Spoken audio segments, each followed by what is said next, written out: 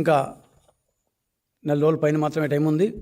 So మొదటిసారి ఓటైపోతున్న యువకులు, యువ ఓటర్లు ఎవరికి ఓటేయాలి, ఏం ఆలోచించాలి, ఎలా ఆలోచించాలి, ఎవరి ట్రాక్ రికార్డును చూసి అసెస్మెంట్ ఏ విధంగా చేసుకోవాలి, సో వీళ్ళ యొక్క మొదటి ఓటు హక్కును ఏ విధంగా వినియోగించుకోవాలి అనే దాని గురించి ఇవాళ ప్రత్యేకంగా యువ ఓటర్ల కోసం, ఫస్ట్ టైం ఓటు హక్కును వినియోగించుకోబోతున్న వీళ్ళ కోసం దాని డిస్కషన్ అండి. 18 ఏళ్ళు నిండగానే ఓటు హక్కును వినియోగించుకునే హక్కు రాజ్యాంగం మనకిచ్చింది. సో ఓకే, మన దాకా పాఠశాలలో ఉండేవాళ్ళు, దాని నిన్న దాకా కాలేజీలో ఉండేవాళ్ళు, లాస్ట్ ఎన్నికలప్పుడు 13 నుంచి 17 ఏళ్ళ వయసులో ఉండేవాళ్ళంతా ఇవాళ ఓటు హక్కును వినియోగించుకునే స్థాయికి వచ్చారు. సంతోషం. First of all congratulations. కానీ మీ ఓటు ఎవరికి వేయాలి? ఎవరికి ఓటు వేస్తే ఈ రాష్ట్రం ముందుకెళ్తుంది, ఈ రాష్ట్రం బాగుపడుతుంది, ఈ రాష్ట్రం ముఖాభివృద్ధి చెందుతుంది. అన్నిటికంటే ముఖ్యంగా ఎవరికి ఓటు వేస్తే మీ బతుకులు బాగుపడతాయి, మీ యొక్క జీవితాలు సుభిక్షంగా ఉంటాయి. ఈ ఓటు వేసే ముందు ఇట్లాంటి క్వశ్చన్లు మనం వేసుకోవాలేమో కదా. అమ్మానాలు చాలా కష్టపడి చదివించుంటారు మిమ్మల్ని. వాళ్ళకంటే మీరు ఒక 4 ఆకులు ఎక్కువ చదవాలని, 4 గ్రేడ్లు ఎక్కువ పోవాలని, జీవితంలో వాళ్ళకంటే మీరు ఇంకా పైకి రావాలని వాళ్ళందరూ కలగా ఉంటారు. ఆ అమ్మానాన్నల కలలు మీరు పండించాలంటే మీరు చదువు పూర్తయి ఈసారి బయటకు వస్తున్నాం, ఇంకో 1-2 సంవత్సరాలు 3 సంవత్సరాలు బయటకు వచ్చే వాళ్ళు ఉంటారు. వాళ్ళు జీవిత గమ్యంలోకి అడుగుపెట్టే ముందు మన అమ్మానాన్నలు మనల్ని ఎంత కష్టపడి చదివించారు, ఆ చదివించిన దాని కృతజ్ఞతగా మనం ఒక వ్యాపారం చేసుకోవాలి, మన యొక్క చదువుకు తగిన ఉద్యోగం రావాలి. అదే కదా మన యొక్క చదువుకి సార్థకం. సో చదువు పూర్తి చేసి ఉద్యోగ ప్రపంచంలో అడుగుపెట్టబోతున్న మీరు 1-2 ఏళ్లలో పూర్తి చేసుకునే వాళ్ళు ఎవరి ట్రాక్ రికార్డ్ ఏంటి? మన ప్రధాన పార్టీలు 2 ఉన్నాయి మనకి ఇప్పుడు. ఒకటి తెలుగుదేశం పార్టీ, ఒకటి వైసీపీ పార్టీ. తెలుగుదేశం పార్టీలో ఉండే జనసేన అండ్ బీజేపీల కూటమి, ఇంకొకటి వైసీపీ పార్టీకి 5 సంవత్సరాలు చూస్తున్నారు. మీరు బహుశా చిన్నపిల్లకాయలేమో 2014-19 మధ్యలో మీ వయసు ఇంకా తక్కువ ఉంటుంది. సో అప్పటి ట్రాక్ రికార్డ్ ఏంటి?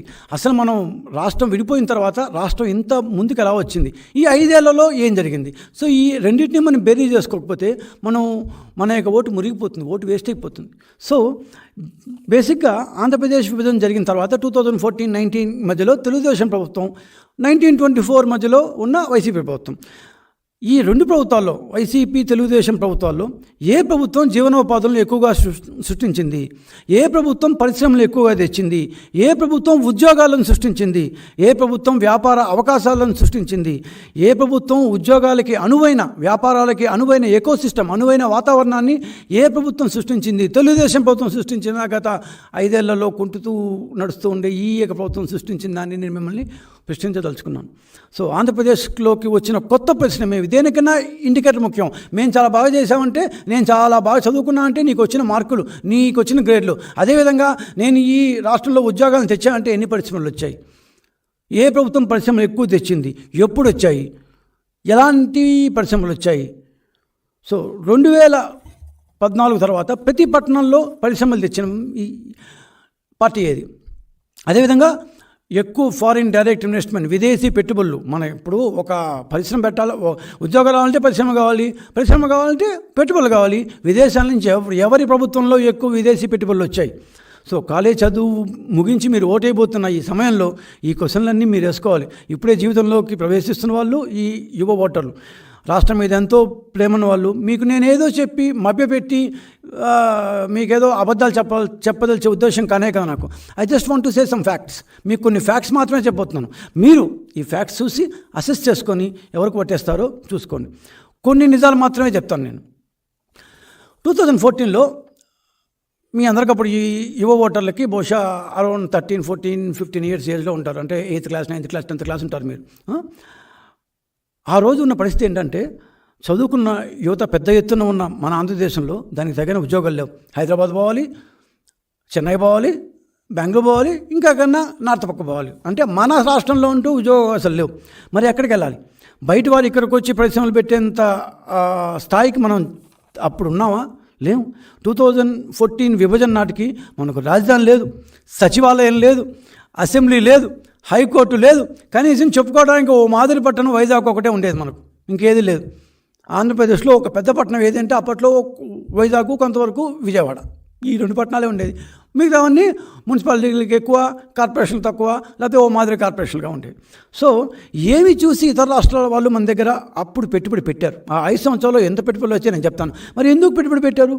అప్పటిదాకా ఉన్న పరిశ్రమలు చూద్దామంటే ఇందాక నేను అన్నట్టు వైజాగ్ చుట్టుపక్కల ఉన్న కొన్ని పబ్లిక్ సెక్టర్ పరిశ్రమలు, port, steel plant etcetera, pharma దాని పరిశ్రమలు, రాయలసీమలో ఈ దాని కాల్షియం మైన్స్ దగ్గర ఉండే కొన్ని సిమెంట్ పరిశ్రమలు, కొన్ని రీటైల్ సంస్థలు. అప్పటిదాకా కొత్తగా ఏర్పడిన సజ్జలో శ్రీ సిటీ సజ్జ అని సచివేట్ దగ్గర ఉంది. దాంట్లో ఉన్న కొన్ని కొత్తగా వచ్చిన పరిశ్రమలు. ఇంతే మన దగ్గర ఉండే, మన ఆంధ్ర రాష్ట్రంలో ఉండే పరిశ్రమలు. మరి ఇది ఈ ముఖ చిత్రంతో ఉండే దీంట్లో 1.5 కోటికి పైగా కుటుంబాలు ఉండే ఆంధ్రప్రదేశ్లో దాదాపు లక్షల మంది ఇంజనీర్లు, పోస్ట్ గ్రాడ్యుయేట్లు ప్రతి సంవత్సరం బయటికి వచ్చే వాళ్ళకి 5 సంవత్సరాల పాటు 5 లక్షల ఉద్యోగాలను తెలుగుదేశం ప్రభుత్వం ఎలా కల్పించగలిగింది? అసలు వచ్చిన పరిశ్రమలు ఏవి? ఇక్కడే నాది ఆ పార్టీ కాబట్టి నేను ఖచ్చితంగా చెప్తాను, తెలుగుదేశం పార్టీ అద్భుతాలు చేసి చూపించింది అని. సో అద్భుతాలు చేసి చూపించింది అంటే దానికి కొన్ని ఇండికేటర్స్ కావాలి. ఉట్టిగా నేను చెప్తే సరిపోదు కదా. 2014-19 వచ్చిన పరిశ్రమలు హైదరాబాద్ మినహా, హైదరాబాద్ లేకుండా మిగిలిన ప్రాంతాల్లో 60 ఏళ్లలో కూడా అన్ని పరిశ్రమలు రాలేదు. మన స్వాతంత్రం ఆంధ్ర రాష్ట్రం ఏర్పడినప్పటి నుంచి. రాజుని బట్టి రాజ్యం, రౌతుని బట్టి గుర్రం అంటారు. ఎవడు గుర్రం ఎంత గుర్రం అందరికీ ఒకటే, కానీ ఆ పైన ఉండేవాడు ఎంత ఎంత చాకచక్యంగా గుర్రం తోలుతాడో రాష్ట్రం కూడా అంత చాకచక్యంగానే పరిపాలించబట్టే ముందుకు పోతుంది. ప్రభుత్వాన్ని నడిపించే ముఖ్యమంత్రి ఎంత బాగా పనిచేస్తే, రాజుని బట్టే రాజ్యం ఎంత బాగా పనిచేస్తే, తన రాష్ట్రాన్ని తనకున్న వనరుల్ని ఉపయోగించుకొని రాష్ట్రాన్ని మార్కెట్ చేసుకునే తీరుని బట్టే రాష్ట్రంలో పరిశ్రమ ఏర్పాట్లో మనం కల్పించే సౌలభ్యాన్ని బట్టి బయట వారు మందిని పరిశ్రమలు పెడతారు. సో ఇవంతా చెప్పిన తర్వాత అసలు ఏమొచ్చాయి సార్ పరిశ్రమలు? ఊరికే మాట్లాడి పరిశ్రమలు వచ్చాయా అంటే వచ్చాయి. ఖచ్చితంగా కనీసం 100 పెద్ద పరిశ్రమలు వచ్చాయి. కనీసం అన్ని 100 నేను ఇప్పుడు చెప్పి మేము బోరుగొట్టించాను, కానీ ఒక 10 నేను చెప్తాను, మీకే అర్థమవుతుంది. యువ ఓటర్లకి మన రాష్ట్రంలో 2014-19 మధ్యలో వచ్చిన పరిశ్రమలు ఏవి? మొట్టమొదటిసారి స్వాతంత్రం వచ్చినప్పటి నుంచి ఆంధ్రప్రదేశ్లో ఒక కార్ల పరిశ్రమ తన యూనిట్ని ఇక్కడ పెట్టింది. ఇన్ని సంవత్సరాల్లో తమిళనాడులో వచ్చాయి, కర్ణాటకలో వచ్చాయి, ఎక్కడెక్కడో వచ్చాయి, కానీ మహారాష్ట్రలో వచ్చాయి, యూపీలో వచ్చాయి. ఎక్కడ ఆంధ్రప్రదేశ్లో ఇంతవరకు ఒక్క కార్ల పరిశ్రమ రాలేదు. చంద్రబాబు నాయుడు ఫోటాన్ కార్లని మలేషియా కార్ల కోసం ప్రయత్నం చేసిన మాట వాస్తవమే, కానీ అది అప్పట్లో 2003-4లో ఎందుకో పూర్తిగా అది కాలేదు. అందులో గవర్నమెంట్ పోయింది. బొత్స సత్యనారాయణ లాంటి వాళ్ళు కంపెనీలు పెట్టారు, వాళ్ళు డబ్బులు తినేశారు. అవంతా వేరే విషయం. అప్పటికి పాపం యువకులు పుట్టి కూడా ఉండరేమో. ఎంత పాత కాంగ్రెస్ యొక్క ఇది. ఆ కాంగ్రెస్ బొత్స గారే ఇప్పుడు ఇక్కడ మంత్రిగా ఉన్నాడు. డబ్బులు పోనా ఏం చేద్దామన్నాడు ఆయన. ఓకే, అది పాతది. కొత్తది ఇంకొస్తే అనంతపూర్లో కియా కార్లు, ఈరోజు మన రోడ్ల మీద రై అని పోతుండే కియా కార్లు చంద్రబాబు నాయుడు గారు ఉన్న 2014-19 మధ్యలో ఆంధ్రప్రదేశ్కి వచ్చాయి. భారతదేశంలో ప్రతి రాష్ట్రం ఆ కాల పరిశ్రమ కోసం పోటీపడింది. కానీ కొత్త రాష్ట్రమైన, ఇందాక నేను చెప్పినట్టు హైకోర్టు లేదు, అసెంబ్లీ లేదు, రాజధాని లేదు, ఏమీ లేదు. అయినా కూడా మనల్ని నమ్మి, రాజుని నమ్మి, రాజు దగ్గర ఉండే సైన్యాన్ని నమ్మి, ఆంధ్రప్రదేశ్ ప్రజలు నమ్మి అనంతపూర్లో కియా పరిశ్రమ సౌత్ కొరియా నుంచి తమ కార్ల యూనిట్ని అక్కడ పెట్టింది. That was the starting of the great journey that was started in 2014, unfortunately ended in 2019. Hero two wheeler పరిశ్రమ, హీరో హోండా చూసుంటారు. ఆ తర్వాత హోండా బై హీరో అయింది. అది లూధియానాలో ఉంది. చాలా చోట్ల వాళ్ళ యొక్క పరిశ్రమలు ఉన్నాయి. ఆంధ్రప్రదేశ్లో మొట్టమొదటిసారి చంద్రబాబు నాయుడు డైరెక్ట్గా జలంధర్ వెళ్ళి వాళ్ళ ఇంటికి వెళ్ళి మాట్లాడొచ్చారు. ఒక ముఖ్యమంత్రి జలంధర్ వెళ్ళి ఆ ముంజాల్స్ వాళ్ళ ఇంటికి వెళ్ళి అంటే ఎంత కష్టపడ్డాడో అన్నదాని తార్కాణం. సో హీరో 2-వీలర్ పరిశ్రమ. ఇసుజు కార్లు, ఇందాక నేను ఫస్ట్ కార్లు అని చెప్పాను, తర్వాత ఇసుజు కార్లు ఇన్ శ్రీ సిటీ. విజయవాడలో Ashok Leyland lorry body building unit. విజయవాడలో ఆటోమొబైల్ పరిశ్రమ ఫేమసే, కానీ తయారీ కేంద్రం ఎప్పుడు లేదు. బయట నుంచి లారీలు తెచ్చి తోలేవాళ్ళం. కానీ విజయవాడలో ఒక లారీ పరిశ్రమ వస్తుంది అని చెప్పి ఏమన్నా ఊహించాము మనం? దాన్ని చేసి చూపెట్టింది. దెన్ ఫ్లెక్స్ట్రానిక్స్, ఎలక్ట్రానిక్ తయారీ పరిశ్రమని తీసుకొచ్చాం, ఎంఓయూ చేసుకున్నాం వైజాగ్లో. జియోమీ ఫోన్లు మనందరం వాడుతూనే ఉంటాం. ఫాక్స్కాన్ ఐఫోన్ల తయారీ, ప్రతి ఒక్కరి దగ్గర ఐఫోన్లు ఉంటాయి. నా దగ్గర నుండి ఇంకోటి దగ్గర నుండి ఐఫోన్ తయారీ. ఈ ఫాక్స్కాన్ అని తైవాన్కి చెందిన సంస్థకి యాపిల్ వాళ్ళు ఐఫోన్ తయారీ ఇస్తారు. వాళ్ళు మన శ్రీ సిటీలో పెట్టారు. కొన్ని వందల వేల మంది మహిళలు ఆ ఐఫోన్ తయారీ కేంద్రంలో ఫాక్స్కాన్లో పనిచేస్తున్నారు. ఇది కూడా 2014-19 మధ్యలో తెలుగుదేశం గవర్నమెంట్లోనే వచ్చింది. టీవీఎస్ గ్రూప్, అందరూ టీవీఎస్ సుజుకులు ఉంటారు. టీవీఎస్ గ్రూప్ బ్రేక్స్ ఇండియా మొట్టమొదటిసారిగా ఆంధ్రప్రదేశ్లో ఒక యూనిట్ పెట్టింది. తమిళనాడుకు చెందిన ఫేమస్ గ్రూప్ టీవీఎస్ మొట్టమొదటిసారిగా శ్రీ సిటీని దాటి కొద్ది దూరంలో మొట్టమొదటిసారి బ్రేక్స్ ఇండియా వాళ్ళ యొక్క సపరేట్ కంపెనీ ఇది బ్రేక్స్ ఇండియా యొక్క యూనిట్ పెట్టింది. ఏషియన్ పెయింట్స్ ప్రతిరోజు మనం వింటూనే ఉంటాం, వాళ్ళు పెట్టారు. Burger Paints, Ramco cements, Flora ceramics, Chettinad cement, Kalyani steel, Coca Cola unit, Britannia, Pepsi, ఇట్లా నేను కొన్ని వందలు చదవగలను. అందరూ మొబైల్ వాడుతూనే ఉంటాం కదా. సెల్కాన్, కార్బన్, డిక్సన్ అన్ని తిరుపతి చుట్టుపక్కల ఇన్ని టెలిఫోన్ కంపెనీలు వస్తాయని 2012లో నా ఊరు తిరుపతి. కానీ నేనైతే 2010, 11, 12 ఎప్పుడైతే నేను ఊహించలేదు తిరుపతి చుట్టుపక్కల ఇన్ని టెలిఫోన్ కంపెనీలు వస్తాయని. సెయింట్ గోపన్ గ్లాసెస్ కంపెనీ, మన కారు గ్లాసుల దగ్గర మన ఎక్కడ Saint Gobain is the leader.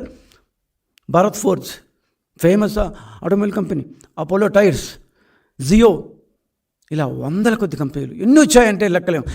ఇవన్నీ ఇప్పుడు నేను చదివినవన్నీ 5 సంవత్సరాల్లో వచ్చి వాళ్ళ యూనిట్లు స్టార్ట్ చేసి వాళ్ళ యొక్క ప్రొడక్షన్ స్టార్ట్ చేసి ఉద్యోగాలు కల్పించిన కంపెనీలు.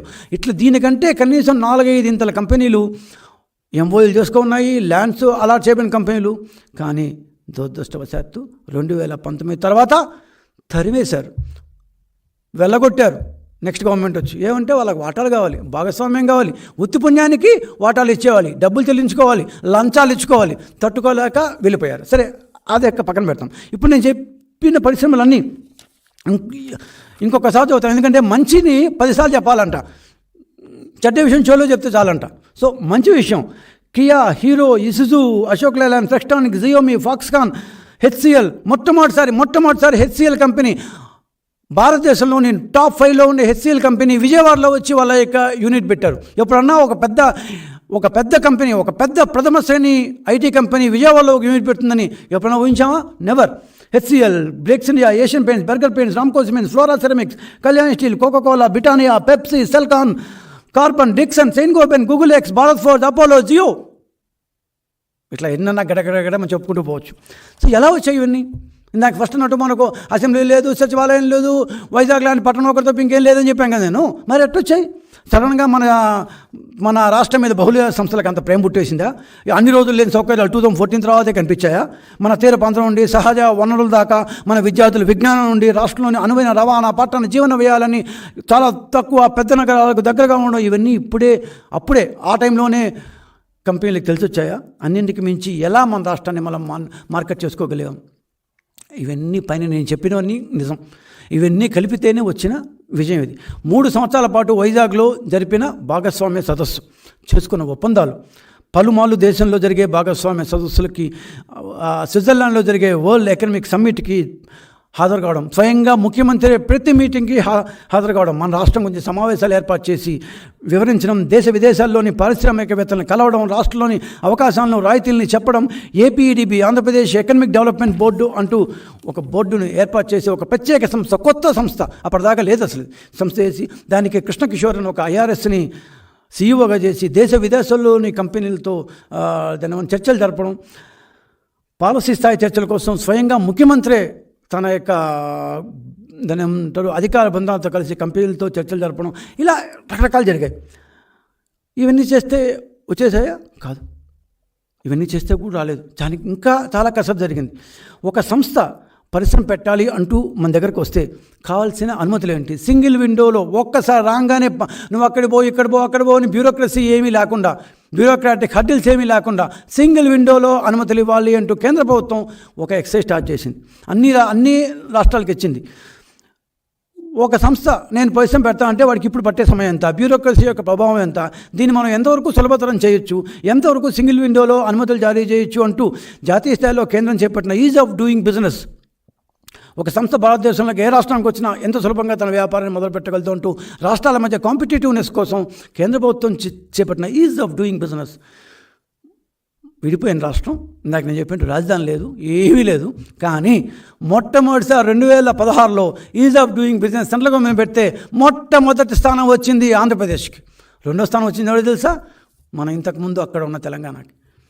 మొట్టమొదటిసారి భారతదేశంలో మహారాష్ట్ర, తమిళనాడు, కర్ణాటక, యూపీ ఇన్ని రాష్ట్రాలు ఉండగా మనకు వచ్చింది ఫస్ట్ టైం. అంటే ఎంత కష్టపడి చేశాము. పైన ఎవరో మన యొక్క దాన్ని మేనమాం కాదు కదా. అన్నీ ఓపెన్గా ఇంటర్నెట్లోనే ప్రతిరోజు మార్కులు వేసి నువ్వు చేపట్టిన ఒక్కొక్క ఇనిషియేటివ్కి మార్కులు వేసి మొట్టమొదటి స్థానం ఆంధ్రప్రదేశ్కి వచ్చింది. గొప్పగా గర్వంగా చెప్పుకోగలం మనం ఈజ్ ఆఫ్ డూయింగ్లో అగ్రస్థానం గురించి. 3 సంవత్సరాల పాటు ఒక సంవత్సరం కాదు, 2016, 17, 18 3 సంవత్సరాలు, 19లో మా ప్రభుత్వం ఎండ్ అయ్యేదాకా 3 సంవత్సరాల పాటు ఈజ్ ఆఫ్ డూయింగ్ బిజినెస్లో వచ్చింది. ఇవంతా బయట కంపెనీలు చూస్తాయి. ఓహో, ఆ రాష్ట్రానికి పోతే ఇంత ఈజీగా మన పరిశ్రమలు ఏర్పాటు చేయొచ్చా, ఇంత సులభతరంగా ఉంటుందా, కమాన్ లెట్స్ గో అంటూ పరిగెత్తుకొచ్చాయి కంపెనీలు. ఒక 5 ఏళ్ల క్రితం, అప్పటికి 2019కి ముందు 5 ఏళ్ల క్రితం ప్రస్థానం ప్రారంభించిన రాష్ట్రం ఈజ్ ఆఫ్ డూయింగ్ బిజినెస్లో దేశంలోనే మొదటి స్థానం ఆక్యుపించే ఫినామినల్ టాస్క్. మామూలు విషయం కాదు అది, ఫినామినల్. ఆంధ్రప్రదేశ్ ప్రభుత్వం సిఏ భాగస్వామ్య సదస్సు కోసం విశాఖలో విశాఖే కాదు మొత్తం రాష్ట్రంలో కన్వెన్షన్ సెంటర్ కూడా లేకుండా రేకులు షెడ్ వేసి దాని కింద ప్లాస్టిక్ సీలింగ్ వేసి ఒక టెంపరీ ఆడిటోరియం కట్టి సిఏ సదస్సు పెట్టిన స్థాయి నుంచి మనం 5 ఏళ్ళలో ఎంత ఎదిగామంటే అంత ఎదిగాం. ఇంత పారిశ్రామిక ఘనత సాధించిన తర్వాత దీని వెనకాల ఉన్న చోదక శక్తి, dynamics, what are the dynamics that push the thing. ఈ చోదక శక్తి కూడా మనం మాట్లాడకపోతే అది తప్పు అవుతుంది. ఏంది ఆ చోదక శక్తి? What made all this possible? ఎలా ఇవంతా పాసిబుల్ అయింది? మన ఆలోచన పరిధి మీదే మనం, నేను అక్కడ దాకా పోవాలంటే అక్కడ దాకా పోవాలి, నేను ఇంకో 2 మైళ్ళు పోవాలంటే బహుశా పోగలను, లేదు నేను 50 మైళ్ళు పోగలంటే, నేను 100 మైళ్ళు పోవాలంటే అన్నీ మన మనసు దగ్గరే ఉంటుంది. Vision is more important.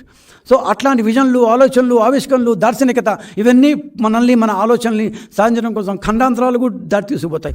Chief minister అంటే ఏదో వచ్చేసి ఏమంటారు కత్తెరతో రిబ్బన్ కత్తిరించే వ్యక్తి కాకుండా ప్రతి పారిశ్రామిక సదస్సుకు పొద్దున్నే వచ్చి ఓపికగా పవర్ పాయింట్ ప్రజెంటేషన్ చేస్తూ దావోస్ లాంటి గడ్డగట్టే చెల్లో కూడా 70 ఏళ్ల వయసులో కూడా వారం రోజుల పాటు అక్కడే ఉండి పలువురు దేశాన్ని కలుసుకుంటూ వాళ్ళ పెట్టుబడులు పెడతారో లేదో తెలియకపోయినా కూడా వాళ్ళందరికీ ఓపికగా వాళ్ళ యొక్క ప్రజెంటేషన్ ఇస్తూ మన రాష్ట్రాన్ని పరిచయం చేస్తూ హామీలు అమలవుతున్నాయో లేదో చూస్తూ ఒక అసిధార వ్రతం మారి ఈ పారిశ్రామిక యజ్ఞాన్ని చేసిన వ్యక్తి ఒకే ఒక్కడు. రాజు కొద్ది రాజ్యం, రౌతు కొద్ది గుర్రం అన్నాను కదా. ఆ రాజు బాగుంటే గ్యారంటీగా రాజ్యం బాగుంటుంది అని నిరూపించిన వ్యక్తి. హైదరాబాద్ నగరాన్ని విశ్వవ్యాప్తం చేసిన విజనరీ అతను. నేనేమి ఇదేదో పొగడాలని చెప్పట్లేదు, దిస్ ఇస్ ద ఫ్యాక్ట్. ఒక్కసారి గూగుల్లోకి వెళ్ళి చంద్రబాబు నాయుడు అని కొట్టండి, ఆ వ్యక్తి ఇంతసేపు నేను చెప్తుంది మాట వచ్చేసి నా నోట్లో తెలియకుండానే. ఈ అద్భుతమైన ప్రయాణానికి కెప్టెన్ అతనే. ఆయన పట్ల ఆరాధన బాగుండొచ్చు, ఉండకపోవచ్చు, అది వ్యక్తుల ఇష్టం. కానీ ఆంధ్రప్రదేశ్ ప్రజలకి కృతజ్ఞత మాత్రం ఉండాలి.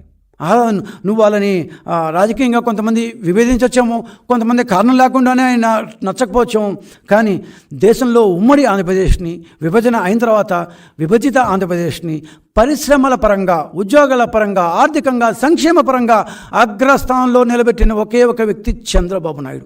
ఈ విషయం మనం మర్చిపోతే మనం కృతజ్ఞులం. ఖచ్చితంగా మనకు మంచి చేసామని మనం గుర్తుపెట్టుకోవాలి. ఆంధ్రప్రదేశ్ రాష్ట్ర ప్రజలుగా, మన ఉద్యోగార్థులుగా, మన వ్యాపారస్తులుగా, కాబోయే వ్యాపారస్తులుగా, యువ ఓటర్లే కావచ్చు, అందరూ కావచ్చు, కృతజ్ఞత మాత్రం ఉండాలి. ఆంధ్రప్రదేశ్ దాటి బయటికి వెళ్తే I belong to the state where Chandrababu Naidu hails from.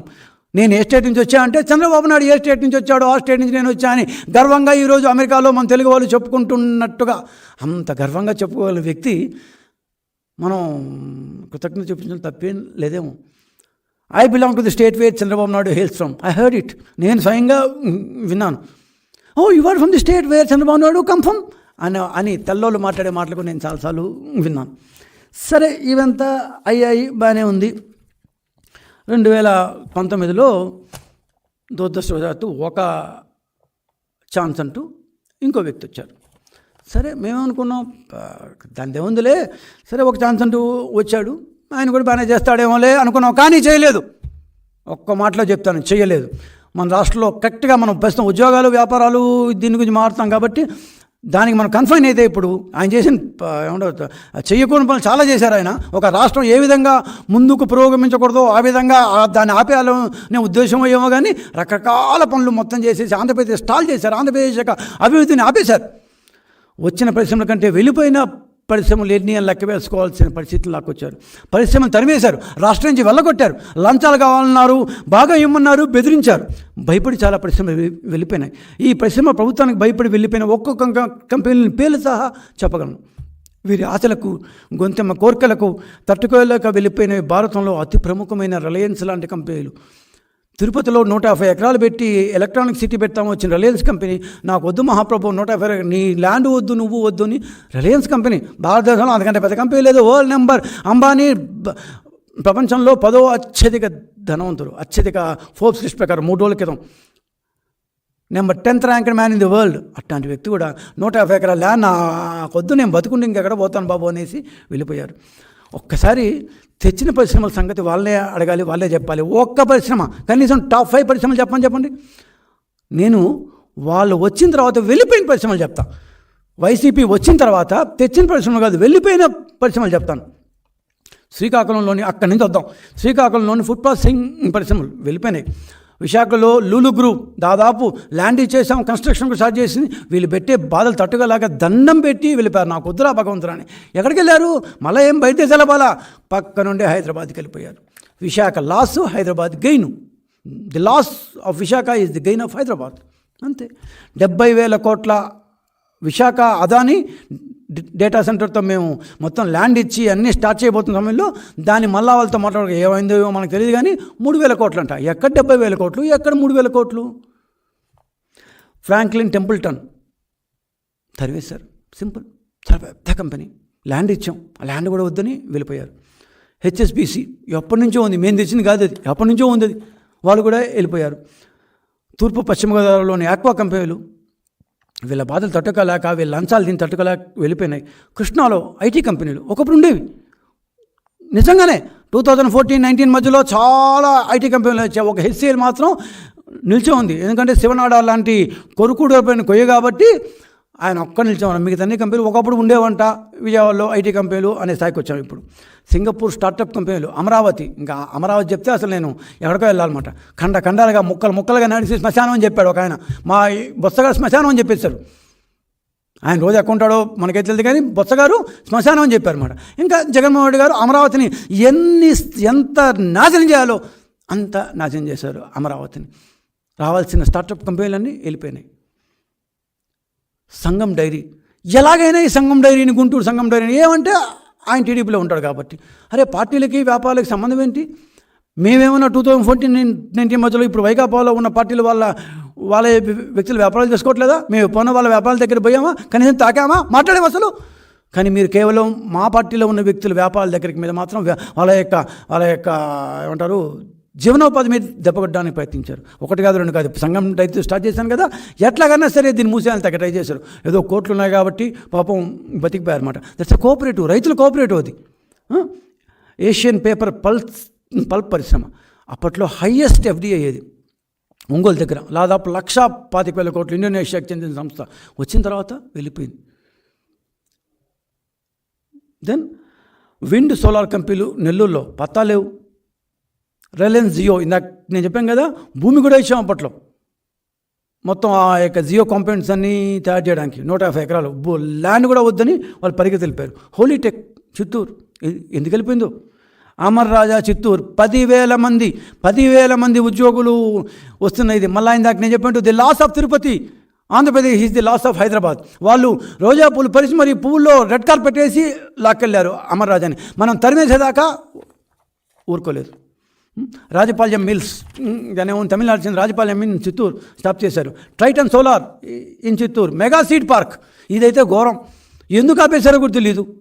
కర్నూలులో కియా అనుబంధ సంస్థలు, కియా కాలు పెట్టిన తర్వాత ఒక కారుకి చాలా వెండర్ కంపెనీస్ కావాలి, అనుబంధ సంస్థలు కావాలి, అలీడ్ సంస్థలు, వాళ్ళు ఇక్కడ పెడతా ఉన్నారు. ఎందుకంటే కియా ఎండీని ప్రారంభోత్సవం రోజు అక్కడ ఎంపీ వేలు పెట్టి ఇస్తావా లేదా, అందరూ ఫోటోలు చూసుంటారు, ఇట్లా వేలు పెట్టి బెదిరించారు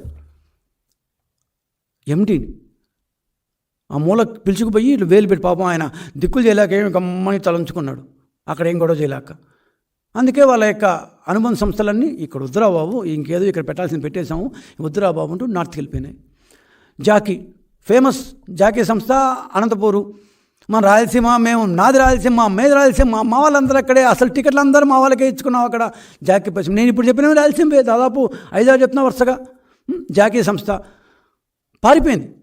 నేను చెప్పాలంటే నా ల్యాండ్ వద్దురా బాబు అని చెప్పి పారిపోయింది. కడప జువారీ సిమెంట్స్ ఇప్పటిదాకా పత్తా లేదు. ఇలా ఎన్నెన్నో. ఉద్యోగాల కల్పన జరగలేదు. కేవలం వాళ్ళు ఇచ్చిన లెక్క ప్రకారమే, కేవలం 4 సంవత్సరాలు 23 నవంబర్ దాకా వాళ్ళ లెక్క ప్రకారమే, గవర్నమెంట్ లెక్కల ప్రకారమే 35,000 ఉద్యోగాలు వచ్చాయంట. మొత్తం 16,000 కోట్లు. ఇది విదేశీ పెట్టుబడులు, బయట పెట్టుబడులు అన్నీ కలిపి ఈ 5 సంవత్సరాల్లో 16,000 కోట్లు వచ్చాయంట. ఒక్క కియా కంపెనీతోనే మనం 12,000 కోట్ల రూపాయలు, కియా కంపెనీతోనే 12,000 తెస్తే, నేను చదివి మిగతా కంపెనీలు కాకుండా కియా మాత్రమే 12,000 పెడితే, వీళ్ళు 4.5 సంవత్సరంలో మొత్తం ఆంధ్రదేశం అంతా కలిపి 16,000 కోట్లు తేలేకపోయారు. 1,200 మంది యువకులు ఉద్యోగాలు లేక బలవన్ మరణం పొందారు. ఇప్పటిదాకా వైకాపా దీంట్లో వచ్చిన విదేశీ పెట్టుబడులు ఎంత అయ్యా అంటే 6,000 కోట్ల రూపాయలు మాత్రమే. ఇంకో 10,000 దేశీయంగా వచ్చాయి. ఎందుకు? భారతదేశంలో 14వ స్థానంలో ఉన్నామంట. ఒకప్పుడు 3వ స్థానంలో ఉండేవాళ్ళం. ఒకప్పుడు 2014-19 మధ్యలో స్టార్ట్ చేసి 5th స్థానంలో 6th స్థానంలో స్టార్ట్ చేసి మేము 2019లో ఎండ్ అయ్యేప్పటికి 3వ స్థానంలోకి వచ్చాం. అట్లాంటిది విదేశీ పెట్టుబడులు 14వ స్థానానికి వెళ్ళిపోయింది. మీ 5 ఏళ్ళలో ఒక్క పరిశ్రమ చూపించండి, ఒక మెయిన్ పరిశ్రమ, కనీసం ఒకటి టాప్ 5 చూపించిన ఒక్కసారి. ఇది మా ల్యాండ్ మార్క్. బ్రహ్మాండం చెప్పి మేము ఇందాక అన్నాం కదా, కియా పరిశ్రమ సూపర్ చెప్తున్నాను, నేను హీరో అని చెప్పాను, ఇసుజు అని చెప్పాను, ఫాక్స్కాన్ అని చెప్పాను. అట్లాంటి టాప్ 5 చెప్పండి, ల్యాండ్ మార్క్ ఇది సూపర్, అసలు మేము చింపేద్దాం అని చెప్పి ఒక్క పరిశ్రమ చూపించండి. ఇన్ఫోసిస్ వైజాగ్ అని చెప్పొద్దండి, ఇంకా దానికి ఎంఓయూ కూడా కాల ఇంకా మీకు. సో అట్లాంటి అబద్ధాలు కాకుండా 5 సంవత్సరాల పాటు మీకు అధికారం ఇచ్చారు కాబట్టి ల్యాండ్ మీద క్షేత్రస్థాయిలో ఉద్యోగాలు ఇస్తూ, బిల్డింగ్లు కట్టి, ఉద్యోగులు పనిచేసుకుంటూ, జీతాలు తీసుకుంటూ, వాళ్ళ ఇంటికి 4 డబ్బులు పట్టుపోయే ఉద్యోగులను కంపెనీలు పేరు చూపించండి. ప్రైవేటు పెట్టుబడులను రాష్ట్రంలో తేలేకపోయాయనేది సుస్పష్టం. ఉద్యోగాలను ప్రైవేట్ రంగంలో తేలేకపోయింది. తయారీ రంగంలో ఏం చేయలేకపోయారు. ఐటీ రంగం అంటే అసలు మిమ్మల్ని చూస్తే భయపడి పారిపోతారు. ఐటీ వాళ్ళు ఎవరు తొంగుడు చూడలేదు కనీసం. అట్లా కనీసం ఉందేమో పెడదామా అని ఆలోచన కూడా చేయట్లేదు. రియల్ ఎస్టేట్ మీరు చేసిన ఈ 3 క్యాపిటళ్ళు 4 క్యాపిటళ్ళు అది ఇది అని చెప్పి రియల్ ఎస్టేట్ ఢమాల్, అసలు ఆ పక్క లేనే లేదు మొత్తం. మీ దృష్టిలో ఇందాక ఏం చెప్పేట్టు అమరావతి శ్మశానం లాంటిది. అమరావతే కాదు, ఆ చుట్టుపక్కల ప్రాంతాల్లోని మీకు అసలు వాళ్ళ ఓట్లే మాకు అవసరం లేదు అన్నారు. సరే పోనీ అమరావతి, ఆ చుట్టుపక్కల ప్రాంతాలు వద్దు, ఆ ప్రాంతాల ఓట్లు అవసరం లేదు, ఎట్లా ఓడిపోతారు మీరు ఎన్నికల్లో. కనీసం వైజాగ్ని ఏమైనా చేశారట్రా? ఏమీ చేయలేదు, నథింగ్. ఆ రోజు ఏముందో ఈరోజు అదే ఉంది. ఈ 5 సంవత్సరాల్లో మేము అమరావతిలో ఏం చేయలేదు, వైజాగ్లో మేము అసలు బ్రహ్మాండంగా చేసాం అని చెప్పుకోవాలరా మీరు? కనీసం మీకు చేసుకోగల సత్తా లేదు, మీకు చేసుకోవగలేదు, దమ్ము లేదు, స్థాయి లేదు, డెవలప్ చేసే యుక్తి లేదు. అందుకే నేను రాజు కొద్దీ రాజ్యం, రౌతు కొద్దీ గుర్రం అని. గుర్రం మీ చేతికి ఇచ్చారు, తోలలేకపోయారు. అందరు లక్షకి పక్క రాష్ట్రాలు పరిగెత్తుంటే నువ్వు లొక్క కుంటి గుర్రం దాన్ని చేసి, గుర్రం బాగానే ఉంది, దాన్ని నువ్వు కుంటి గుర్రం మారి వాడావు, నువ్వు పరిగెత్తలేకపోయినావు, గుర్రాన్ని కూడా పరిగెత్తించలేకపోయినావు. ఇది వైజాగ్. మిగిలిన ప్రాంతాల్లో పెట్టుబడుల గురించి ఎంత తక్కువ మారితే అంత మంచిది. ఎక్కడ రూపాయి పెట్టుబడి లేదు. ఒకే ఒక్క ప్రశ్న జగన్మోహన్ రెడ్డి గారు, యువతరానికి మీరు ఏం చేశారని చెప్పి ఈరోజు మీకు వాళ్ళు ఓటేయాలి. యువతరానికి, యువ ఓటర్లకి ఇదేనా ఇక మెయిన్ ప్రశ్న. నేను ఇంతసేపు చెప్పాను టీడీపీ హయాంలో ఏమేం చేశాము, ఏం చేయబోతాం కూడా చెప్తాను ఇప్పుడు నేను. మీరు 5 సంవత్సరాల్లో జగన్మోహన్ రెడ్డి గారు ఒక్కసారి గూగుల్లో పోయి కొట్టండి చాలు, ఇంకేం వద్దు. చంద్రబాబు నాయుడు వర్సెస్ జగన్మోహన్ రెడ్డి. మీకు అందరూ ఈరోజు కంప్యూటర్ సేవనే కదా, ప్రతి ఒక్కరు ఇంటర్నెట్ ఉంది, ప్రతి ఒక్కరి దగ్గర దాన్ని ఉంటారు, స్మార్ట్ ఫోన్లే ఉన్నాయి. సో అందరి దగ్గర, సో ఒక్కసారి ఇంటర్నెట్లో వెళ్ళి చంద్రబాబు నాయుడు అని కొట్టండి, ఏమొస్తుందో చూడండి, జగన్మోహన్ రెడ్డి అని కొట్టండి, ఏమొస్తుందో చూడండి. నేనేం చెప్పను, మీకు మీరే అసెస్ చేసుకోవచ్చు. చదువు పూర్తి కాకనే హైదరాబాద్, చెన్నై లేదా బెంగళూరు పోవాల్సిన అవసరాన్ని మేము చాలా వరకు తప్పించాం. మీరేమైనా చేశారా? ఉన్న కంపెనీలను కూడా తరిమేశారే. 10,000 ఉద్యోగాలను, అది తయారీ రంగంలో టెక్నాలజీ ఉద్యోగాలను సృష్టించే అమర్ రాజా ఎలక్ట్రికల్ బ్యాటరీ యూనిట్ను అప్పటికే ఉన్న Amar Raja battery unit is an extension. Okay, Amararaja మామూలు ఆటోమొబైల్ బ్యాటరీలు తయారు చేసేది చిత్తూరులో, తిరుపతి పక్కనే. అది ఎక్స్టెన్షన్గా ఎలక్ట్రికల్ బ్యాటరీలు తయారు చేయాలని ఇప్పుడు దాని అందరూ చూస్తుంటారు. ఎలక్ట్రికల్ కార్లు, బైక్స్ ఫేమస్ అయిపోయాయి కాబట్టి ఎలక్ట్రికల్ బ్యాటరీలు తయారు చేయాలంటే ఎంత కసిగొట్టి వాళ్ళ ఎగ్జిస్టింగ్ ఫ్యాక్టరీకి నీళ్ళను ఆఫ్ చేస్తారు. అరే, తాగే నీళ్ళను ఆపేస్తారా? తాగే నీళ్ళను 5 రోజుల పాటు ఆపేశారు. బయట నుంచి తెప్పించుకున్నారు వాళ్ళు. లోపల ఉండే వాటర్ కావాలి. ఒక ఫ్యాక్టరీ, తయారు రంగంలో ఫ్యాక్టరీ కావాలంటే వాటర్ ఈజ్ ఇంపార్టెంట్. లడ్డు ఉంది అంటూ పీసీబీ నుంచి ఒక కాగితం తెప్పించి అప్పటికప్పటికే 5 రోజుల పాటు నీళ్ళు ఆపేశారు, కరెంట్ ఆపేశారు. ఇంత హింసలు పెడితే ఏ కంపెనీ మాత్రం ఉంటుంది? మళ్ళా చెప్తున్నాను, the gain of Hyderabad was the loss of Tirupati or Andhra Pradesh. 10,000 ఉద్యోగాలను సృష్టించే ఒక కంపెనీని కసికొట్టి తరిమేశారు. కసిగా నాకు ఎంత ఆవేదన వస్తుందంటే, 10,000 ఉద్యోగాలను ఒక్క స్ట్రోక్తో తరిమేశారు. ఇందాక నేను చెప్పాను, తెలంగాణ వాళ్ళు రెడ్ కార్పెట్ వేసి రోజా పూలు పరిచి మరి బ్రహ్మాండమైన మీటింగ్లు పెట్టి ముఖ్యమంత్రులు వాళ్ళు వీళ్ళు వచ్చి వాళ్ళని అకౌంట్ చేర్చుకొని నువ్వు రా బాబు నీకేం కావాలి చెప్పి ఇస్తా అన్నారు. The gain of Hyderabad was the loss of Andhra Pradesh. ఇదేనా మీరు యువతకి ఇచ్చిన ఉద్యోగాలు? ఒక్కసారి ఇద్దరు ట్రాక్ రికార్డ్ చూడండి. నైపుణ్యం ఎవరికి ఉంది, పాలనా దక్షత ఎవరికి ఉంది, గుణగుణాలు ఎవరికి ఉన్నాయి. ఒక్కసారి ఇందాక